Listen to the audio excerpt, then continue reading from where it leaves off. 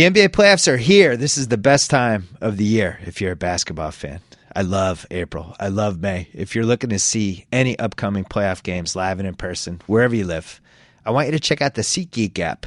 It's the best place for to save money on NBA playoff tickets. It's a 100% free service. What SeatGeek does, it aggregates tickets from every major ticket site online, puts them all in one place to make comparison shopping for tickets easy. I would compare it to kayak.com for sports and concert tickets. When you're ready to buy tickets, you can snag a great deal right from your phone. Just a couple taps on the app. No better way to find playoff tickets. The other thing, they have technology called Deal Score. That calculates what every ticket in the building is worth and whether the price you're paying for that ticket is a good deal or a bad deal. Sounds complicated. It's not. And I have a special bonus for you. Promo code BILL in the SeatGeek app. You get $20 rebate off your first SeatGeek purchase. It takes less than a minute to download the app. I would do so. Promo code BILL. SeatGeek will send you $20 after you made your first SeatGeek purchase. Download that app and enjoy the NBA playoffs. Thank you. Grande presents Bill Don't Lie. Welcome to Bill Don't Lie. You can subscribe to this podcast on iTunes. It's available. It's also available on ESPN.com's Pod Center. It is not the BS Report. We do not run these as BS reports. They're basketball only every Monday through July at the very least. Thank you for everyone who has subscribed. Please pass the word along. We have Sean Grande from the Boston Celtics coming up much later around the 40-45 minute mark, somewhere in there to talk about Celtics Cavs. But right now, my buddy Joe House. It is sunny here in Washington, D.C., and the sun is shining down on the truth. Oh, is this the first time? How many times in Washington sports history has somebody just dropped their balls on the sports scene and just said, "I got this, guys. I'm going to show you the way"? When has this happened? It hasn't happened in the last 20 years. At least I can't come up with an occasion when it happened. I was thinking about this on Saturday. It might have happened a little bit with some of those old Redskins teams, in the late 80s, early 90s, but it Right. feels like it's been 25 years since we had somebody with, first of all, the gravitas, second of all, the balls, and third of all, the ability to deliver, like the truth here. And I have to tell you, it felt pretty good. That was an awful game. Two of the greats. It was really horrible. And then Whitman became immortalized in internet history for the vine of him just repeatedly flipping around whatever you draw plays on. There's never been a more apt blooper clip that I've ever seen in my life than that clip, because I'm convinced that you don't run plays anyway, so that proved it. My favorite social media response to that was our old friend Jay Caspian Kang, who tweeted that that's what it feels like every time he gets into a rental car and tries to figure out which side the gas tank is on. That's excellent. Yeah, the Toronto may not be that good. I actually felt that deep down for the last few months because they were like barely above 500. The Celtics played them either even or slightly better every time. They were favored in the series, and I was so disenchanted with what I'd seen from the Wiz and all the conversations you and I have had that I don't feel like I put enough thought into it. I just wrote off the Wiz, and I think I made a mistake. How confident are you right now? 52% confident. I mean, Okay. Just because they've won one game. Toronto has dominated Washington this year, and there's no assurance that what we got out of Pierce in Game 1 will be there through the rest of the series. And, these are two teams that play a pretty similar style, that is lots and lots and lots of low-efficiency jump shots. Yeah. And the difference in this game was that our stretch four in Pierce played pretty well. I think he only missed 3 shots. And, the line between the two teams is not, there isn't a big difference between the two teams in terms of their approach, in terms of their defense, in terms of their coaching. And so, I easily see this going 7, and I wouldn't be surprised with either team coming out with the series. It was interesting. They basically just played Gortat or Nene. And combined, those guys played 47 minutes, 21 rebounds, 20 points. It's pretty good. Like a small ballish type of thing with one center, which watching them, I always kind of wondered why that would. Maybe they wanted to save Pierce. Pierce played 37 minutes in that game. I mean, it did go into overtime, but maybe they wanted to save Pierce's body for the playoffs. But I do think he's a really interesting stretch four. And when you look at that Toronto team, I can't believe we're spending this much time talking about the Wiz Raptor series. I think people are flabbergasted right now. I don't care. When you look at that Toronto team, it's not like they throw the two big bodies at you. Like they got Amir Johnson, who actually had a pretty good game in game one, and then Patterson's a stretch four. But you can kind of get away with that lineup. I don't mind when they go small. Am I crazy? The Wiz? No. If somebody put it to me, if I had to bet $1 one way or the other, I would bet $1 on Washington because they can go inside outside. They dominated the boards. It was like 61-47 or something like that. I'm not sure what Toronto can do to change that. Toronto made a concerted effort to take away transition baskets for Washington, which meant they didn't crash their offensive boards at all. And I think the curious thing. I think I put this in writing to somebody. It wasn't to you. Oh, that hurts.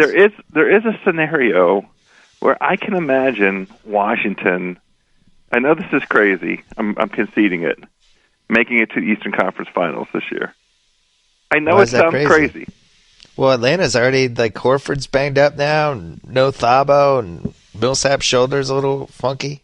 That's what I'm saying. I was not really that impressed with the Hawks, and it a lot of it is attributable to the injuries, and it's a shame for them that they're not 100% healthy. And that team that we saw in that stretch they ripped off December and January, they're a different team now.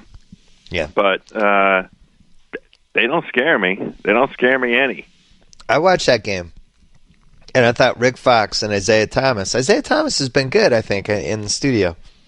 Good for you, Zeke. That was my way of sounding like an ex-player.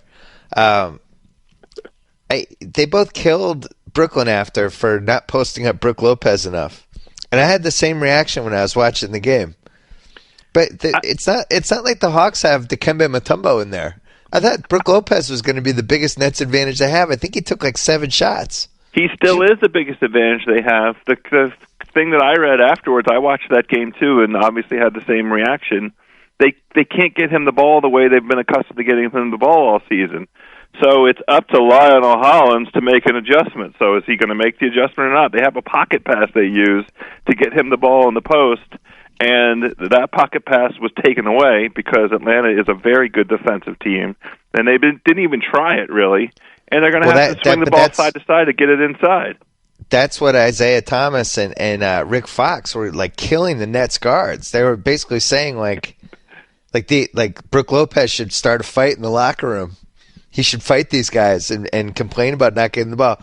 That is crazy. He played 36 minutes and took 7 shots. It's crazy. That's terrible. I mean, Lionel Hollins, who I thought did a good job in Memphis, has been a cadaver in Brooklyn. I mean, he's just been. He's not a bottom 4 worst coach, but he's been in the bottom 10, and he does crazy things. I can't believe how much he was playing Jared Jack in April, but I don't get it. I did watch that game and think, man, from a talent standpoint, this isn't like these two teams aren't that far off from each other, But the Hawks are so much better coached. They didn't. I agree. Although yesterday they were some weird lineups yesterday from Coach Buds, I thought.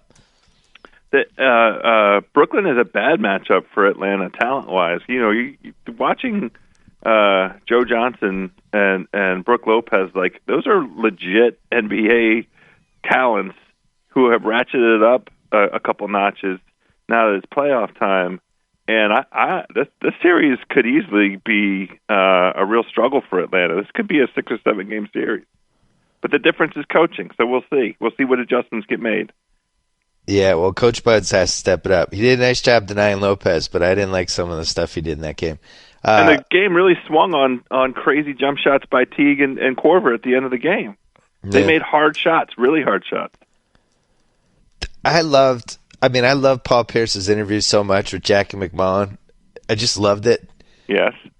Jalen was saying how when you win a ring, you can say whatever you want, which I think is a good way to think about it. It's almost like it's like your get out of jail free card for just being able to crush people. My favorite stuff was, the stuff he said about the Wiz was interesting, but I wasn't surprised by any of it, right? It's basically like these guys haven't won anything. They need to learn how to win. Like we've heard people say that before. He crushed the Nets. He did. He made it seem like Darren Williams and Joe Johnson were just like cashing checks. I was stunned by that. Well, I thought that he was fair to Darren Williams. I thought that the idea that Darren Williams wasn't really ready for all of the collateral accompaniments, all the stuff that is so different about Utah as a place, and the greater metropolitan New York area as a place, and what that means in terms of all the other kind of pressures, the non-basketball pressures, and especially in the way of expectations, that Darren wasn't up to it. He didn't have any context for how to process that, and he just hasn't been up to it so far. And he's been a little bit injured. I didn't read what Paul had to say in those quotes to Jackie McMullen as being just an evisceration of Darren Williams. I thought he was very sort of fair about it, but the truth remains. But he said it was what word did he use? Horrible? It was like one of the, like whatever his year was there, it was like horrible, and it had to be because of the coaches. I mean, not because of the players. There was some great NBA rumor mill stories about that stuff too. Yeah. Brooklyn, if they like, this was probably the best thing for the Celtics that they made the playoffs, because now it makes me feel like they'll try to, especially if this can go 7, it'll give them hope for next year. And I'm not sure there should be hope for next year. Right. And we have their number 1 pick unprotected. So I'm hoping this series goes 7 and plants the seed in, like, we got to bring Lopez back. We got to blah blah blah, and I really hope that happens. The one other wait. Why would that be preferable to them tearing it all down, though? You have their pick either way, right? It's not protected, right? But I think that they're a 38-42 win team. Well, the Celtics' best chance to get that pick is Lopez breaks down again, and Darren Williams just continues to go in his tailspin, and a couple of the other teams jump them, right? Like Orlando jumps them. The Knicks get better immediately, and all of a sudden they're in the bottom 5 in the East or the bottom 4. I would say that's the blueprint. The other thing is, if Lopez just leaves as a free agent, they wouldn't have the cap space to be able to get anyone else anyway. So that could also really help the Celtics. Well, I wonder if they wouldn't just commence a tear down right away. How do you tear it down, though? It's not like they don't have any guys that have real value. Well, they don't have any first-round picks to trade. What? Lopez leaves, and you don't do anything meaningful to try and bring him back, and what can you do, though? But you don't have cap space. Is this the last year, upcoming season, the 15-16 season, the last year of the Joe Johnson contract? Yeah. And so that's expiring? Joe and Darren next year make a combined like 45. It's the best. Brooklyn's the best. Anyway. So the other interesting what's going to happen storyline that came out around this weekend was LaMarcus in Portland. Jason Quick had an interesting piece in the Oregonian. It was the same thing I was thinking, because they were so bad in that game. Yeah. And he was playing hard. Didn't seem like his teammates were kind of showed up. There was one play where everyone was in the huddle, but he was still on the bench, and Lillard was terrible. Awful game. Huh? Dame had an awful game. Dame was terrible, and I do think there's some. Dame has like this high approval rating. Aldridge is like the unsung guy nobody really talks about. He might just want to become the hero and go to some different place. And also, like, if it's to be the hero, then he should stay in Portland, because he's beloved there. He's established himself there. He is, he's the whole show there. I disagree. Like, what if he could go to San Antonio or Dallas? Oh, to help sort of recharge what those teams are trying to accomplish, and those are Texas. teams that are headed in the right direction. He's from Texas. Yeah. Well, he won't be. So the hero theory there is he arrives and immediately, puts them over the hump in terms of whatever failures they encounter this year. Because it looks like Dallas is. I think that series is going to go 6 or 7, but I don't think they're going to end up beating Houston if Howard continues to be effective. And the Spurs. But let me ask you this: is LaMarcus Aldridge famous enough and well known enough? For what? For being one of the best 15 basketball players in the world. Probably not. Let's say he signs with the Knicks. I'm not saying that he would do that or that would make sense. And now it's LaMarcus Aldridge, Carmelo Anthony, their top 3 pick, and then they're able to get somebody else. They still have Jose Calderon. All of a sudden they have a team. Does he get more attention for that? Yes. Does he get more attention for replacing Tim Duncan in San Antonio? Goes to San Antonio. Tim Duncan, he passes the torch to him. It would be a story all year long.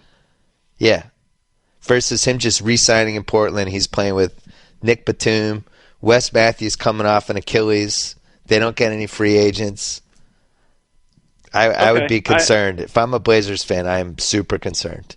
And I didn't feel that way 2 months ago, but I think they're going to get trounced in this series. I agree with that. They're a terrible matchup with Memphis, and they haven't been able to solve them all season, and there's absolutely nothing that we just watched from yesterday's game that suggests that game was the most thorough beatdown, and it wasn't even close. At least Boston kind of hung with the Cavs a little bit. I mean, there was never any question one of about our toughest gambling losses in a while. It basically came down to Phil Pressey toilet bowling a layup at the end that would have covered the over and the Celtics, and we had both.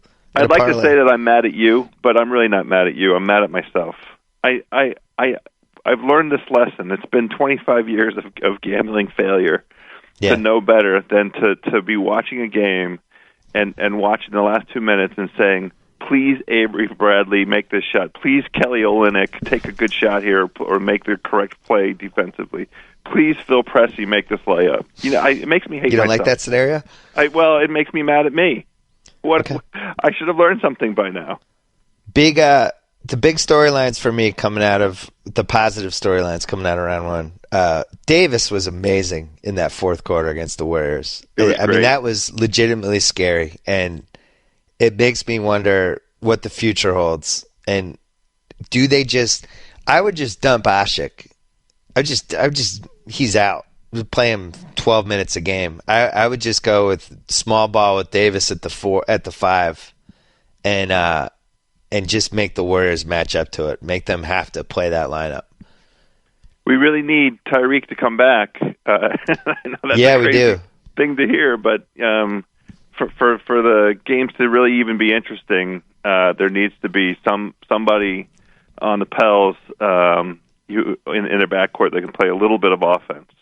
A little too much Norris Cole in game one. A little too much. Tiny bit. Wow. A little more than I ordered. I didn't order 34 minutes of Norris Cole. I thought I just ordered him as an appetizer. Ashik's making one of the worst free agents. After Miami last year. What happened? Norris Cole and Chalmers both. I wanted them both out of my life forever after watching that Miami debacle against the Spurs. But let me hear you about Ashik. I'm totally agreeing with you. Well, he's a free agent, and I thought he was a candidate to get overpaid, but they couldn't even play him in that game one. I mean, he couldn't even stay on the floor. They have Drew Holiday. Anderson also, I don't know if it's stuff, he's had a really rough year and a half personally. I don't know how much factored into it, but he just doesn't look the same. No, he looked And the guys, it seems like they can go to war with are Davis, Eric Gordon, Pondexter, who was a freaking steal. Yeah. Drew Holiday. And then if they can get Tyreek back, that's my 5. I'm just playing those 5. Yeah, I'm going super small. Play freaking Pondexter at the 4. Who cares? It's a Just good play 5. those It's 4. a fun 5. Yeah, play those 4. Spread the floor. Try to give Davis as much space as you can give him around the foul line, and just try to beat the Warriors that way, because they don't have a better team, but they can beat them with a gimmick and with Davis. I thought the Warriors just don't have anybody who can defend him.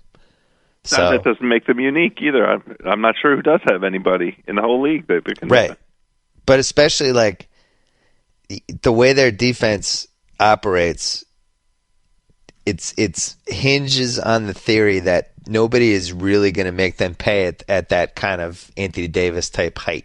Yeah, because you're playing. Yeah. Draymond can't guard him, so and Bogut's too slow, and who else? There's nobody there. So that's it.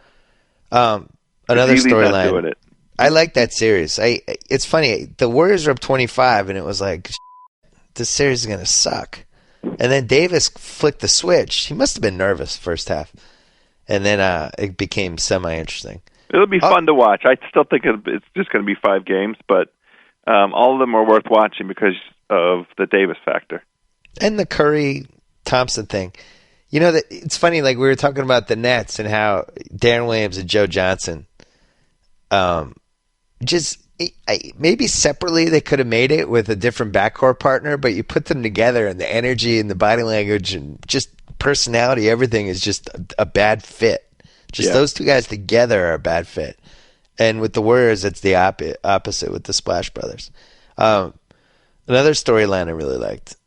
I thought Derrick Rose looked like Derrick Rose. Oh, yeah. That's everybody's saying the same thing. He's so happy. Yeah. I mean, a rare good moment for the guy. He's deserved it. I couldn't believe it when I read it. First playoff game since 2012. Wow. And he only played 9/10 of that playoff game and then was never seen again in that playoffs because he got hurt. Yeah. But I got to say, I was not expecting the Derrick Rose round 1 resurgence. It is a freaking game changer if it continues. Obviously, my guard's up, your guard's up. Everyone who loves basketball, the guards are all up. Yeah. But, if they can get this for 10 weeks, it's kind of a game changer. Well, it's really just, take it. Let me do this cliche. We'll just take it one game at a time. Monitor his minutes. Make sure that he's not overextending. Game 1 is fine for him to go ahead and be excited and run all the plays through him that they did. But the more important thing is the long haul, right? We want to play the long game here, and so let's not overdo it. Let's not overexert here, because I don't think the Bulls are going to have any trouble with Milwaukee. No. Well, Tibbs was leaving some guys open. I would say deliberately. Yeah, hey, Michael Carter-Williams, it's the playoffs. We're going to leave you alone from 20 feet. We wish you the best of luck. Hey, Giannis, we're just going to play off you. You have to make that. And that's trouble for the Bucks. But I do like the Bucks. I can't believe how well coached they are. The Jason Kidd being a good coach thing I just didn't expect in life.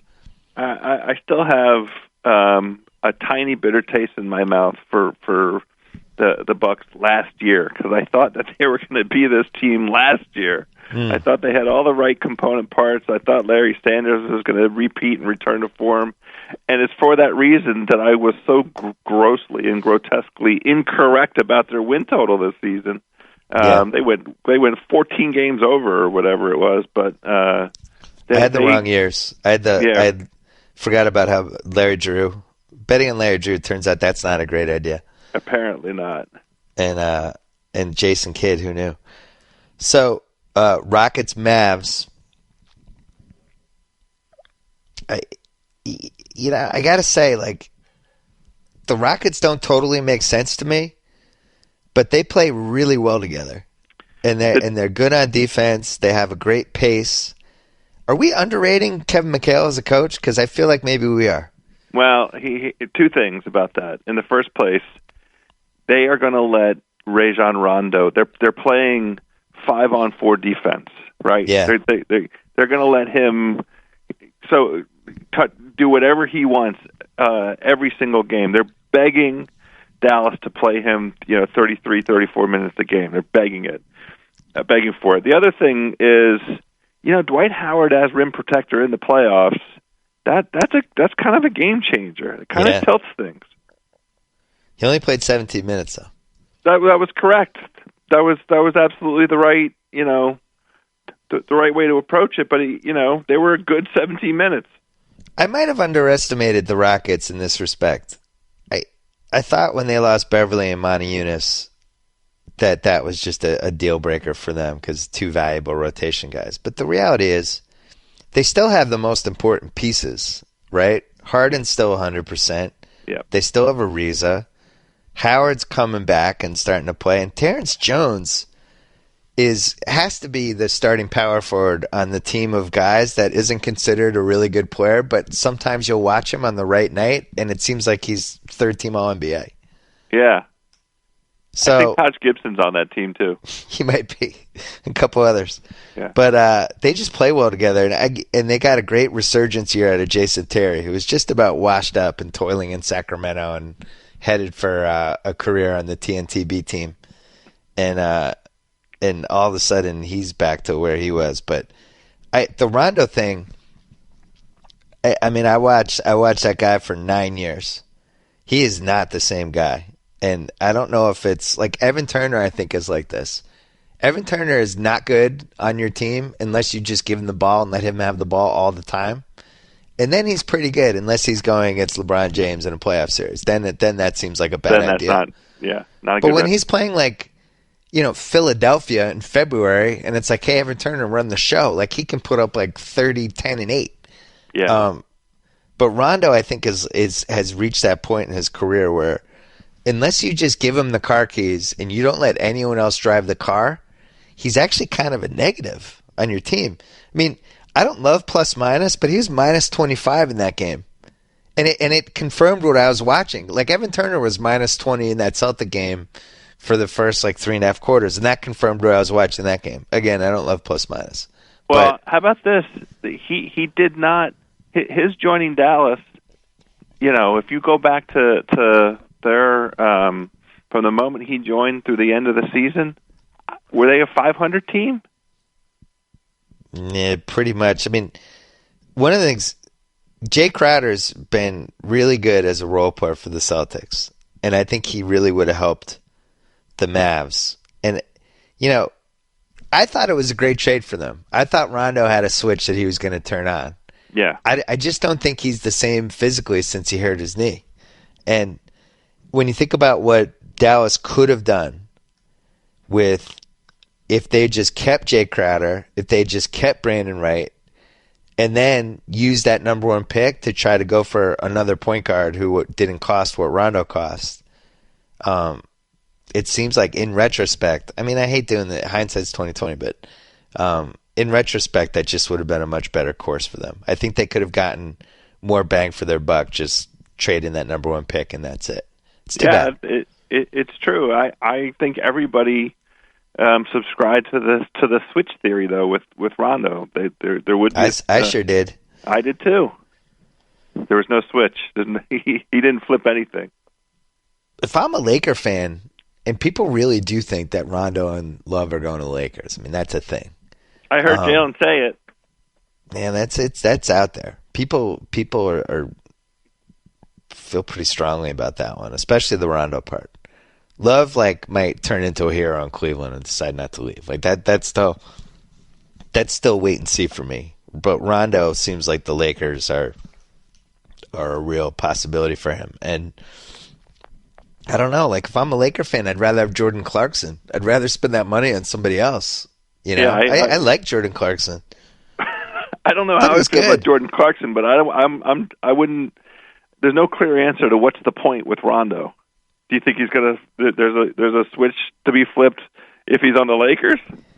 You'd have to say all right, we're turning our team over to him, and he's going to do everything, and he's going to be our coach on the floor, and blah blah blah. And it's what team is actually going to do that?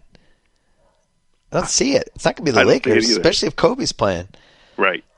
The other thing I noticed, and this has been something that's been the case all year, and I love this guy, and he still put up 24 and 8, by the way, but Dirk defensively is probably the worst defensive player, like, who is an important player in the league. He is.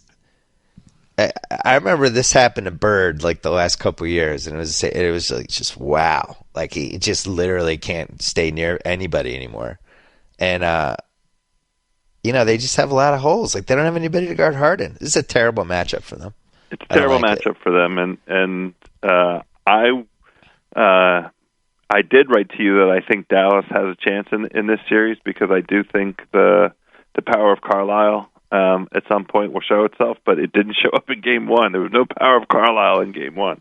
Yeah, we're going to have to see the power pretty soon.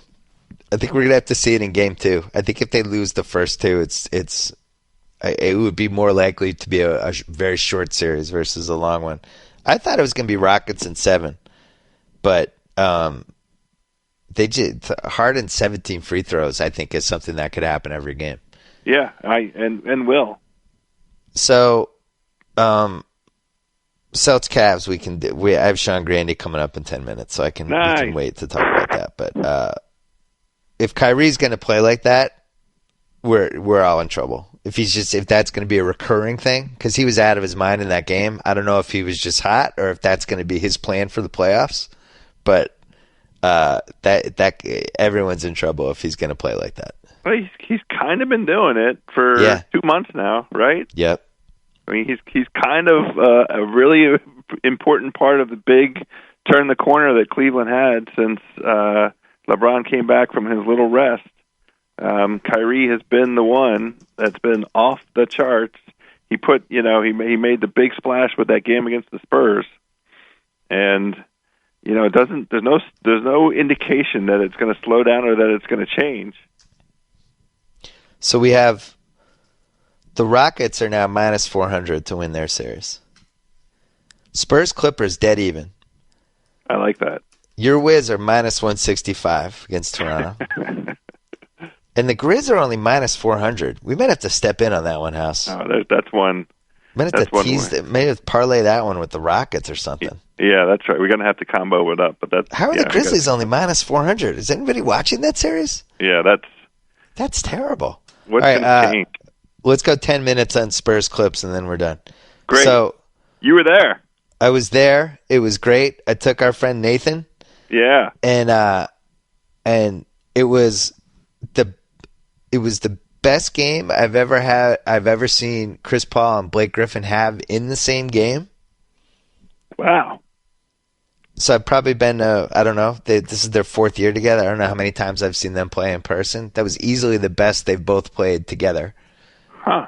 It was a fantastic crowd. It looked awesome. So what's been happening at these Clipper games, and the Clippers have been calling the fans out a little bit. And Chris Paul even said that in the last regular season game heading to the playoffs. He's like, the crowd was good tonight. We're going to need that in the playoffs. Like, these guys are mad when they're playing these big games and there's 30% Warriors fans in there. So obviously not a lot of Spurs fans probably living in the LA area. So it was a 98% Clips crowd. They were into it from the beginning. Started to wane a little bit in the beginning of the second quarter because the Clips bench is so bad, it literally sucks the life out of the crowd. Right. So it went from this great atmosphere to the bench, people are just like, oh my God. Like the Austin Rivers buzz in the crowd whenever he has the ball is hilarious. He's like the Clips are, it's like the Little League team where the coach is putting his son at shortstop and all the other parents are like, oh, Jesus. Oh, my God. And that's the vibe when he's in. I don't think you have to say it's like that. It is that. No, it is that. Yeah. But then in the third quarter, Barnes and Baines fell into the camera crew fighting over that rebound. Yeah. And then right after, Blake dunked on Baines. Oh. And then 3 minutes later, Blake dunked on him again. I mean, the crowd was out of its mind. It was just great. It was really it was so much fun. My favorite parts of those dunks. Oh, I didn't see those because I was there. You went nuts? They're worth it. Look them up. So here's my take just from being there, and you tell me how it translated on TV. Splitter looks like he's 50%. He just, I mean, at the end of the first, he came out in the first quarter. He just went to the locker room. Like he just looks moving. Like I want to see how many minutes he had. He's not moving right. He is not healthy. He's not healthy. Parker's got some, like an ankle, and he's old, and he just doesn't have that kind of Tony Parker, that fifth gear Tony Parker. Just he's not moving right either. He can't get to the rim. He doesn't look right. Yeah. No. Blake is just a terrible matchup for him. Yeah. I actually think Boris is a pretty good defensive player. And there's been guys that he's been able to defend. Blake is just too fast and strong. Like, he couldn't figure out what to do, and it actually affected him offensively too. I was surprised by that. Danny Green was horrendous, and I don't know if that was an aberration or something that's become a problem. Hold on, I'm looking up his stats as we go. He was just he just murdered them in that game. He was really, really terrible. And he's been in a slump for a little while here. I'm looking at the splits. And then, Duncan, who's I voted for second team All NBA, the guy is playing on one leg. I mean, he looks like he has an artificial leg as his left leg. He does everything off his right way. Yeah, so Danny Green had a good March and a good April, so maybe that must have been an aberration. But my takeaway, and then you tell me what you thought, the athleticism of Chris and of Blake and DeAndre just was kind of overpowering, and especially in the Blake part, the Spurs he wasn't afraid the Spurs were going to cheap shot him or knock him down, right? He plays all these other teams, and they just beat the shit out of him. Yeah. And when he goes to the rim, it's in the back of his head, and he's nervous. In that game last night, he looked like rookie year Blake. He looked like he was not afraid of what was going to happen. He was going up. He didn't think he was going to get undercut or any of that stuff, and he was just playing recklessly like he used to. And if he's going to play like that all series, the Clippers are going to win. So look, this is the thing, right? Maybe that's one of these storylines, the maturation of Blake Griffin. It's taken him. This is his sixth year now. He sat out his rookie year. Yeah. So fifth year. To figure out that you have to be sensible about how much energy you expend and how important it is to have gears. And he's a guy with enough talent to have gears. Last season, he went all out. He had a great season. You mentioned him in the MVP discussion a couple times through the course of last season. This season, he took it down a notch. It was probably a little bit fortuitous that he got hurt when he got hurt, because that also translates into rest. He was extremely effective. He's so active. His legs had so much action to him last night. It was exciting to see, and maybe he's rested. He gets the gears. He's gonna assert himself this way against the Spurs, and if he does, you just said the right thing. This series may not go very long if that's the Blake that we're going to get. Throughout this series, they can't defend him. They don't have anybody to stop him. Well, caveat one: never overreact to a game one. Right? The Clips played as well as they could possibly play in that game. That was your dream Clippers game, except for how bad their bench was. Yes. Caveat number two, the Spurs played like shit. Caveat number three, that Clippers bench is the looming anvil over their season. And if you noticed, and I actually tweeted this before the second half, because they weren't playing game two until Wednesday, they could do this. He played Blake and Chris for huge minutes in that second half. They barely came out. Yeah, Blake played 43 minutes last night, and Chris played 38. Right, but they both were able to come out for the last three for garbage time. So think about that, right? They both would have played. Yeah, so think about that. They would have put Blake up was around on 45 route and for Chris over 40. Yeah, right. So when we get to the Western Finals, when it goes every other day, that's when the bench is going to become a real problem for them. Now, Glenn Davis was really good for them yesterday. I've watched a lot of Glenn Davis the last couple of years. That was the best he's played. I'm not going to count on him, but at least he's been in big games, And Crawford, him coming back has helped. So they have 7 guys. They have 7. And I'm counting Big Baby Davis that I don't feel great about. I know. But they literally only have 7 guys. Like they can't even play Hawes. Hawes was the trading Dudley and a first-round pick for nothing and then using the free agent exception on Hawes was like a flat-out catastrophe. Flat-out catastrophe. Might have cost them the title. It's going to go down as a failure. So, anyway, so that they're going to be rested for game 2. Yeah. Throw the kitchen sink into that one. And, like, what do you do if you're the Spurs? What's your plan after sitting through that game? I feel like one of the plans has to be, look, you guys got to hit Griffin. You can't let him just go on a trampoline and just jump over everybody. You're going to have to knock him down. You're just going to have to. Do you think they have that in them to do that? Well, it's not even do they have it in them. Who's going to do it? It's going to have to be Baines. Because Splitter played 10 minutes. Splitter would be that guy. He has the streak, and Splitter's been there and done that. Well, let me tell you, that first dunk Blake had over Baines. Yeah. If Baines had just clobbered him on that dunk, yeah, it's a different game. Yeah, it's interesting. And like Memphis, Zebo's not getting dunked on. Zebo's clobbering him on that. You're not dunking on me, Blake. I'm hitting you. That's a fact. So I noticed something yesterday that I thought was interesting. At one point, Blake and Duncan got tangled up and they fell down. Usually Blake always gets mad and does his diva routine.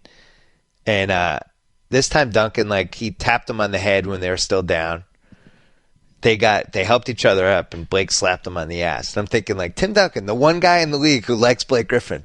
Because everybody else hates him. Everybody else in that situation would have given him an extra elbow or said something, or they would have gotten testy. And it makes me think, like, this is a really good series for Blake Griffin. You know? Like, he doesn't have that contempt from the other team that he always has to deal with, and the fear of getting hit, and he can just kind of be free, reckless Blake Griffin. It's not good for the Spurs. The Spurs are not going to shoot 30% from 3 for the rest of the series. No. I think Danny Green is not going to go 1 for 7 again. Well, it doesn't seem likely. Let's put it that way. Do you think they should re-sign Captain Jack just for the last 6 games? I'm all favor of, and the more anything to get more Captain Jack in my life, I support it. So if he's in shape and he's been shooting, then I would say yes. Captain Jack will take Blake to the dead end sign, and then push him over the cliff. It's the very first thing he would do. So yeah, listen, we've all learned not to count out the Spurs, but that game 1 was about as discouraging as you can get. But also, that's the playoffs that we grew up with. Home team beats the crap out of the other team in game 1. That's what's supposed to happen. We got it 7 out of 8 games. The only one was Washington. 2 mediocre teams. In a rock fight. Well, that's our friend Sal would always tease all 8 home teams together, or parlay all 8 home teams together in the first game. Oh, that's a great one. Well, it would have lost this year. It would have lost, but still, that's a fun one. But you could have done it with the other 7. You would have won. Yeah. So, going forward, I think, did the Spurs have to win game 2? No. That's such like an ESPN question. I apologize for asking it. But at the same time, like, I don't know if they can beat this Clips team 4 out of 5. They can if everybody's healthy. And what we don't know is exactly what's the situation with Splitter and exactly what's the situation with Tony Parker, right? Is a week's worth of rest going to make a difference to Splitter and Parker? You know what the real problem was with that game last night? The Clippers had the best 2 players in the game. That's true. That's a problem. It may not be true for the entire series, though. That's why you say even if the Spurs lose, they may still, because you don't call. How do you quantify the advantage that the Spurs have by way of pop over Rivers? Last year, Miami had LeBron. The Spurs had Kawhi go to another level, and it wasn't like a best player in the game thing. Kawhi is the key guy in this series now, because and they were riding him a lot yesterday, and he was guarding all types of different guy. But part of me wonders if you use him to defend Blake. Did you see that? Interesting. So just let Chris get his, or play more Patty Mills or whatever you have to do. Put Mills and Joseph on. Chris is going to get his points anyway. Yeah. But I wonder if Kawhi could take out Blake or what their other plan is for that. You got to let Chris get his 25 and 12 because it's happening anyway. It was Blake's a big number of shots take that out. Chris took, too. Chris took 20 shots, didn't he? He was. Now, we always talk about gears. Chris is the ultimate guy who has gears. He was in fifth gear last night. Yeah. He was flying. I mean, he's just that play when he goes under the basket like a hockey player, and then everybody thinks he's going to dribble it back out, but then he just does the 10-foot fall away on the baseline. Like nobody else in the league has that shot. That's a great shot. I love that one. What else? Anything? Did we cover everything? I think we that was it. I was trying to think which one did we not touch on. People always say because we're buddies, we always agree on too many things. Let's disagree on something. Okay. Disagree with something I said during the podcast. Make me feel bad about myself. I don't know what the challenge is there. Just say that the Cavs are going to sweep the Celtics or something. I do think the Cavs are going to sweep the Celtics. I'm pretty sure of it after watching that. I don't know. Boston can't score. I mean, that it hurt my feelings to be watching that game yesterday and have a vested interest in the outcome. It hurt my feelings to watch Avery Bradley take those shots. It hurt my feelings to watch. Boston can score. They had nervous guys in that game last year. Well, the guy that can score is Evan Turner, and he can't score against Cleveland. So, yeah, but that's the president. President Stevens learned one thing in that game, and he learned that when LeBron James is guarding Evan Turner, that we're not going to be able to run our offense. The president will process that and use it for game 2. Well, he talked about this in his end of first quarter comment to the ESPN sideline person. The other thing is the Cavs dictate pace. They got exactly. They scored too many points in the first quarter. How's that going to change? The Cavs are going to dictate pace this whole series. The one thing that's not going to change is the offensive rebounding thing because that's killed the Celtics all year. I knew Tristan Thompson. If you're in DraftKings or FanDuel, one of those, like Tristan Thompson is a good pick every game because he's gonna be double figure rebounds every game for not a high price. Joe House, when's your next Wizards game? Tuesday in Toronto. That's a classic. We've already done all that we're going to do. We got our one.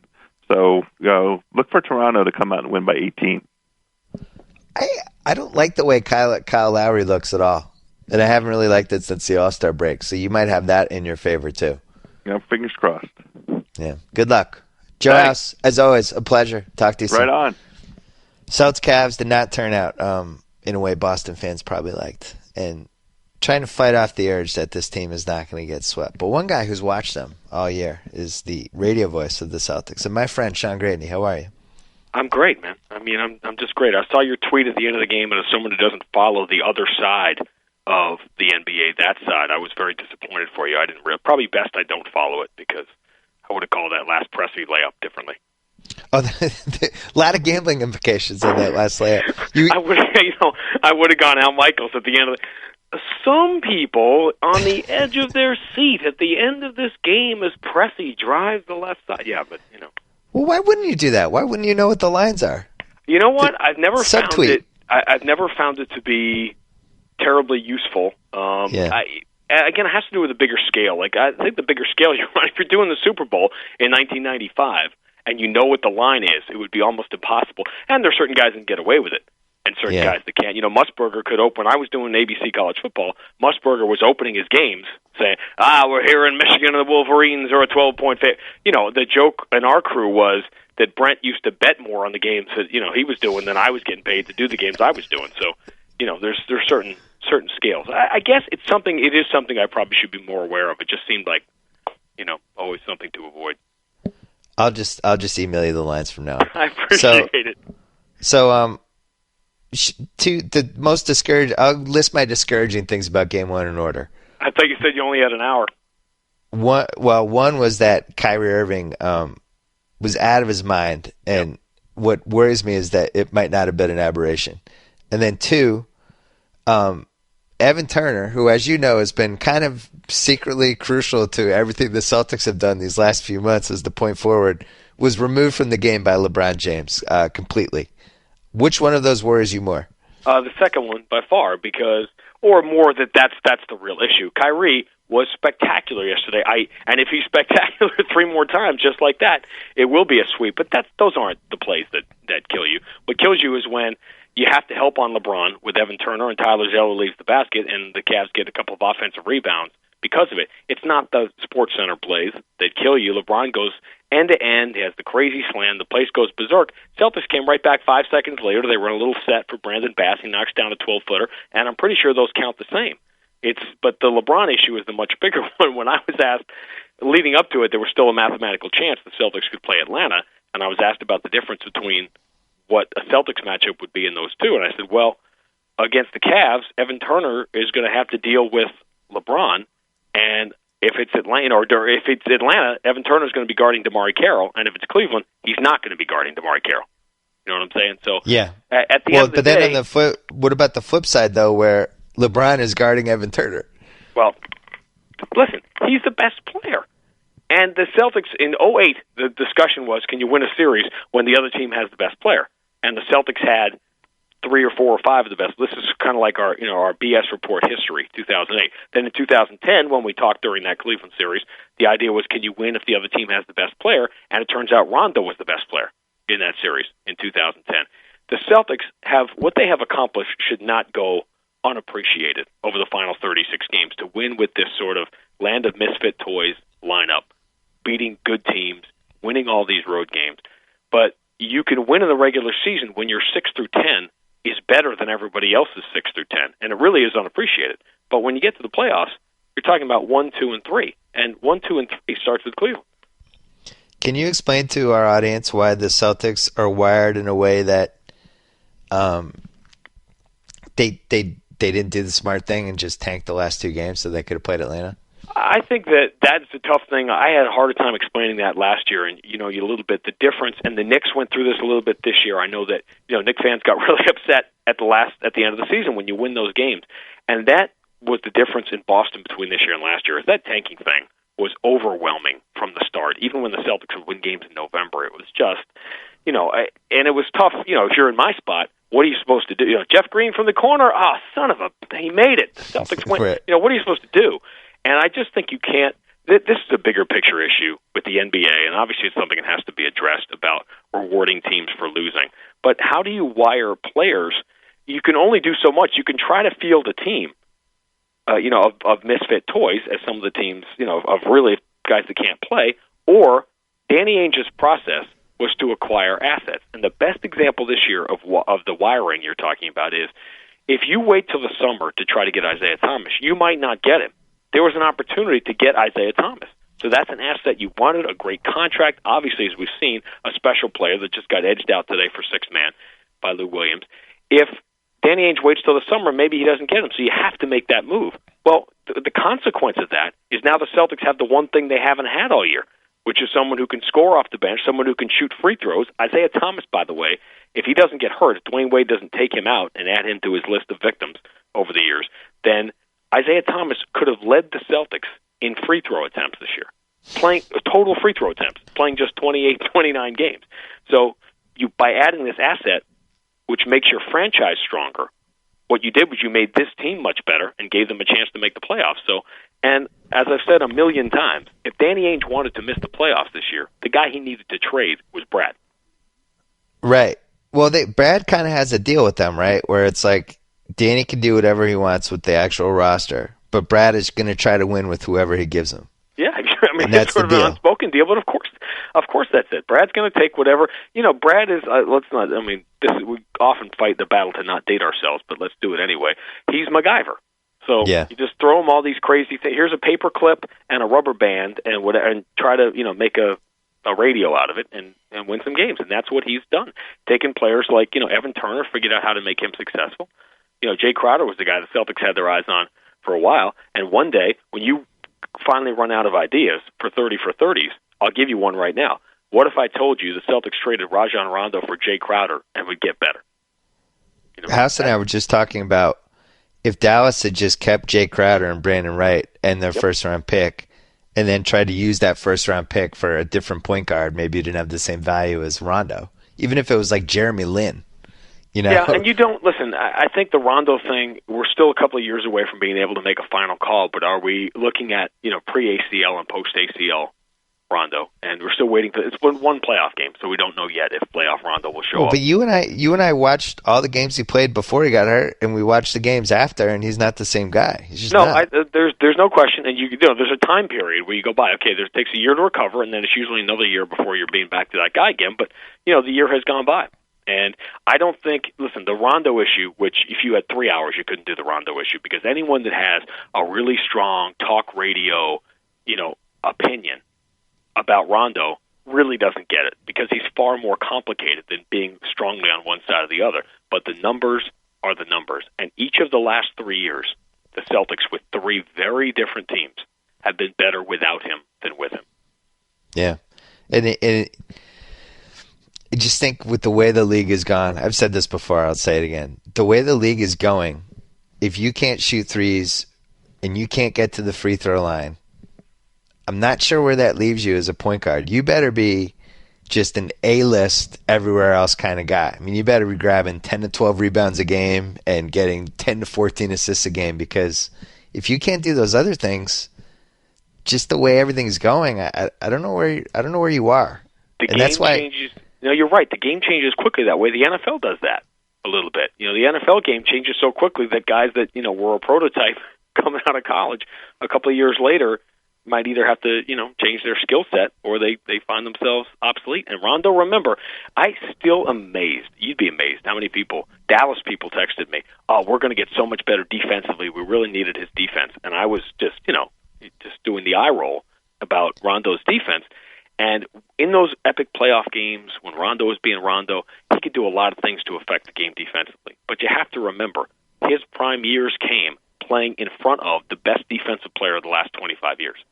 So he can do a lot of the things that he was doing. Yeah. I love Rondo, but the Rondo we're seeing now kind of missed his calling by 30 years. He's from a different era. Yeah, there's no question about that.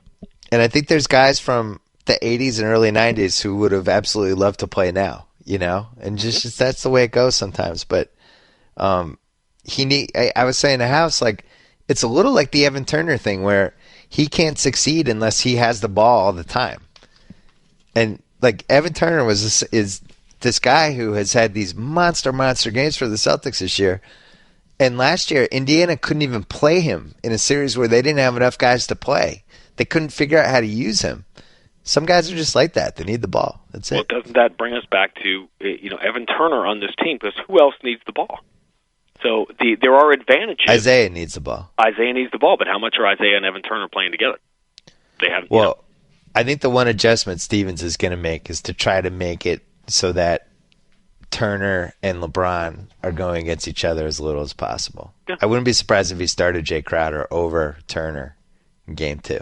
Yeah, Jay Crowder's been a revelation. For all Celtic fans who have been saying for years, we need James Posey. We need another James Posey. Well, now you got a James Posey who's not even close to being 25 yet. So, would you say the Celtics are like this fancy 10-course meal when all the appetizers are really great? It's just awesome, but then the entree never came out. When you'd have to extend the analogy to the regular season versus the playoffs, where the regular season would be one of those nights where you go out and you just really want appetizers, and then you're going to go do something else. You're going to pick. Exactly. Yeah, you're picking on the Celtics. I'll try the Jay Crowder. That looks good. Exactly. And it fits. Listen, the Celtics, this is what we found watching the Celtics in the second half of the year, particularly where it was alarming to me, was going out west and seeing the elite teams. At the time, Portland was elite, the Clippers, and the Celtics would get their second unit on there. And this was even before Isaiah Thomas. This is the Tayshaun Prince run. And 6 through 10, the Celtics were better than these elite teams in the league. And you start seeing, the Celtics, players like Brandon Bass and Jay Crowder and I was looking, you look at the Clippers, and all year long the Clippers have been missing that one thing. They're missing Jay Crowder. Yeah. That's who the Celtics have, all these players that if you, handpick them and place them on some of these contending teams, they would be unbeatable. But, now we're down to the time where it's not 6 through 10 anymore. It's 1 through 3. Both of us were dumbfounded that nobody went after Brandon Bass. Isn't it? Brandon Bass was like the guy. He was just still there at the end. I literally, this is a true story. Ran into Brandon Bass the day after the trade deadline, like we're in Phoenix, and we're staying after the game in the Cheesecake Factory, and there's Brandon Bass, and I said, "You're still here," and he just had a huge smile on his face, and he's like, "Yeah, I know." It's almost like everybody forgot about it, and this is a guy who really could have helped somebody, and instead he helped the Celtics get to the playoffs. I mean, regardless of what happens here over the next 3 or 4 games, whatever it's going to be, the Celtics went 24-12 over the final 36 games. There's only you can go 7-3 and have a flukish 10-game run. This was 36 games. This is a legitimate accomplishment, and I think it's the bad news for Celtics fans is that you just ran into the wrong team. You just match up with the wrong team in the playoffs. Any other team in the East, you could have had a legitimate chance, I think, to win the series. Yeah, I agree with that. Everyone says Brandon Bass is a great guy, too. Atlanta's really good, and of course they're not getting the respect, but Atlanta series might have had a different feel. The Celtics could play well every game and lose 4 straight to Cleveland. You can't say that about the other teams. Well, I'm still coming back for game 3 and 4. I don't care. Well, your loyalty is as by the way, you should, and the building should be rocky on Thursday night, because if you can't celebrate a team, what kind of team do you want? Do you want a team like, even last year's team played hard at times, but do you want a team like the Knicks or the Sixers or whatever fielded this year, or Minnesota, or do you want a team that really accomplished something? And you want to make it tough for Cleveland. You want to see Cleveland earn it. I mean, here the general feeling is they're going to walk backwards into the NBA Finals, and while that's very possible, they're going to have to play better than they did yesterday. That was not an overly impressive. Kyrie was spectacular, as he has been throughout times, and LeBron is always going to be LeBron. But they're going to need to be better, and maybe the best case, I think, for the NBA and for the Cavs is that the Celtics play at a level that make the Cavs get a little better. Silver linings from that game 1 for me. I think the Cavs aren't really that good defensively, especially when they have to play Love and Thompson together and things like that. You can get to the rim on them. Isaiah was getting wherever he wanted. The Celtics took good shots the whole game. I do think if Kyrie hadn't pulled a couple shots out of his butt there in the first half, the game might have unfolded a little bit differently. Look, LeBron and Kyrie is still the worst possible matchup for the Celtics team because they don't have the rim protectors, and those guys are going to be able to get to the rim. But I do think they can have a better game in game 2. I also didn't think the Cleveland, like you were there, was the Cleveland crowd, like they were telling them to cheer throughout the game. It seemed like that was kind of a dead crowd, right? Celtics took them out of it, I think, at the start. I mean, the place was so hyped going into it. Yeah. You have to understand, it's funny because I was saying this during the game yesterday. We've been watching LeBron go to the finals every year, and you forget that it has been tumbleweeds here for 5 years. Yeah. They have been waiting, because everybody just moves on in the NBA. That's how it works. You just move on from the cities. Last year, I'll do this in as quickly a story as I can, but it's one of my favorites because it tells you what the NBA is like. Last year, I'm doing a game for CBS, a college game. I see David Aldridge at the game. Run into him afterwards. Hey, how you doing? Haven't seen you. Big dap. What's going on? Catch up. Hey, that Brad Stevens. This is really interesting. And at the end, big hug, and he says, I'll see you soon. I'm like, no, you won't. No, you won't, because that's not how it works. When you disappear in the NBA. And Cleveland's been gone. So the place was crazy at the start. I thought LeBron was hyped out of his mind to the point he had to come out of the game 5 minutes in. Yeah, he was. He was just, he was like Hulk. He was hulking up in the first 5 minutes. It was like, and the Celtics just do what they do, which is that they just go. They look like the veteran team yesterday. They're just playing slow and easy, doing what they do, and they took the crowd out of it. But it just takes one of those Kyrie crazy shots or a LeBron steal, one of those transition dunks, and the place goes crazy. Give me your best Brad Stevens story. Well, I'll tell you this. I mean, I did tell him yesterday. I tried. I do 5 minutes with him. I'm happy with now how the pregame show is going because it took a while to kind of carve through.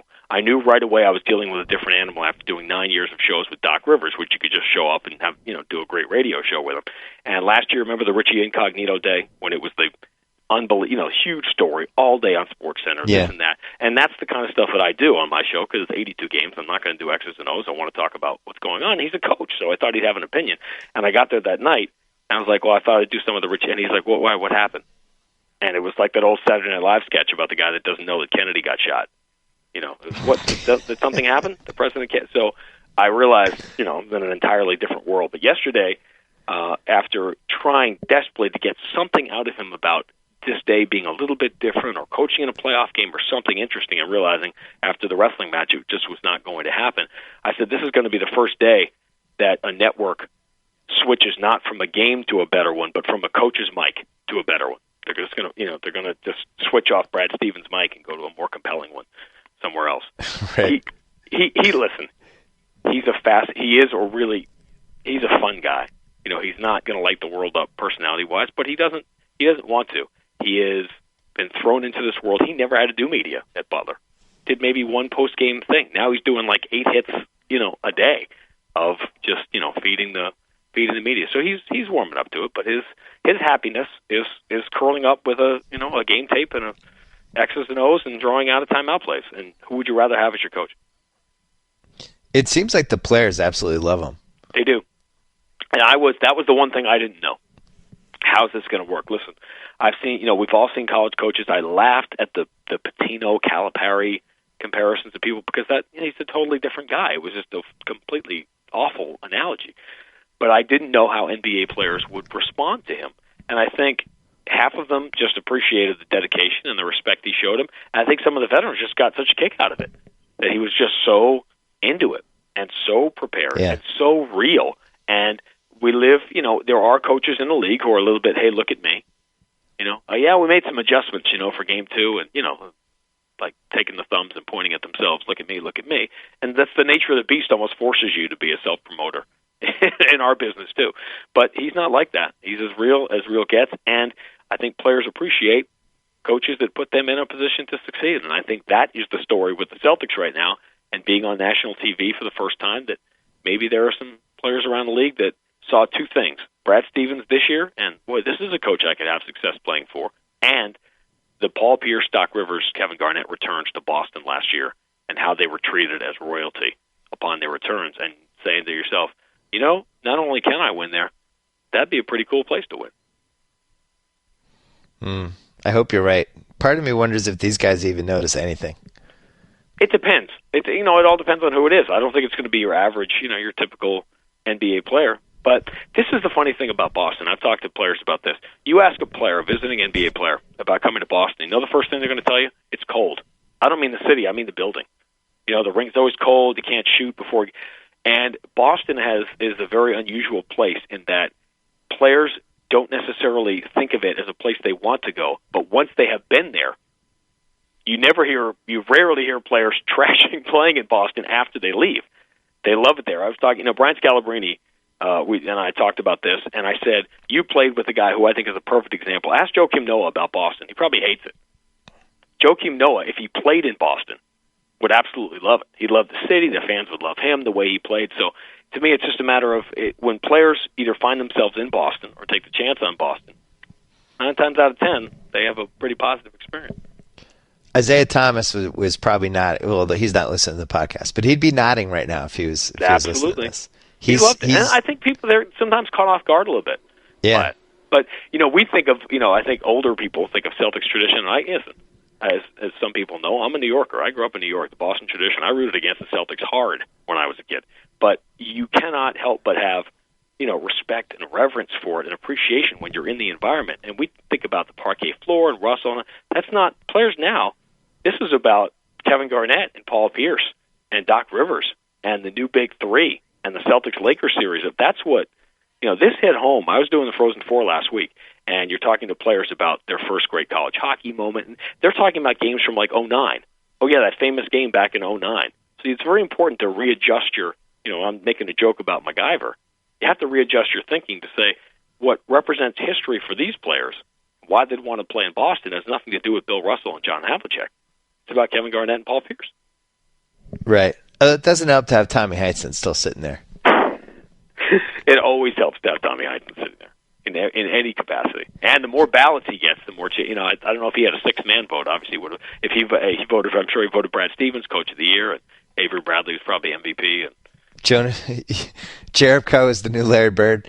I'm amazed at how good Jerebko is. I mean, I've been in this league 17 years, and I did not realize how many different things he could do until you watch him every night. It is interesting First of all, I know how to pronounce his name, and I just can't do it. I call him Jerebko.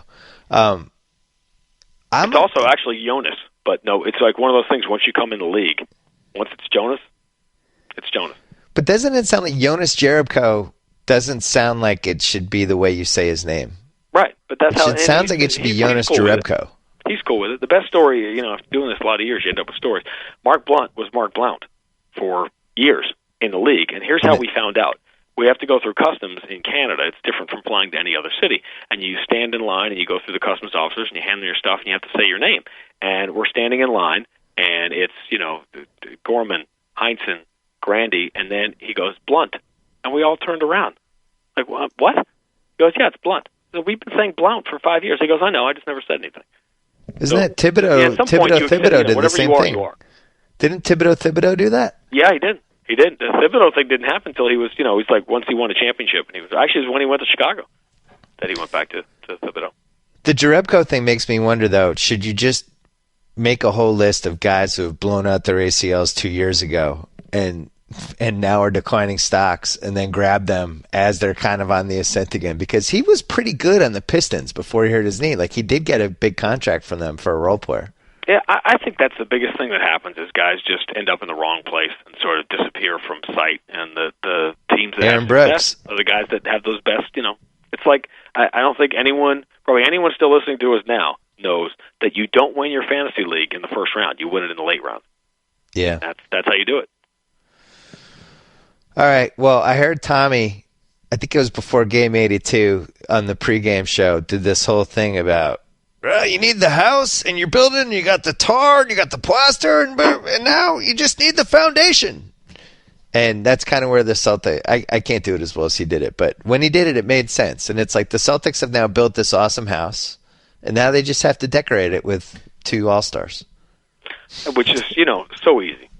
Yeah, we just got to go out and get those 2 All-Stars. All you need is, and hey, lightning will strike or it doesn't. But this is kind of my biggest problem, and maybe it's doing what I do in that you're trying to tell a story every night that if there's 30 teams in the league and only one of them is going to win and only 4 or 5 have a chance to win, does that mean 25 teams? Are you wasting your time for 6 months playing 82 games, or are there stories every night? And that's why I hope Thursday night in Boston is a great environment and people appreciate what this team accomplished, because there's a lot of teams that aren't in the playoffs. There are teams that have missed the playoffs 7, 8, 9 years in a row and give anything to have games like this. And I get the concept that, we're not about making the playoffs or about winning a championship. That's great, but the here and now could be pretty cool too.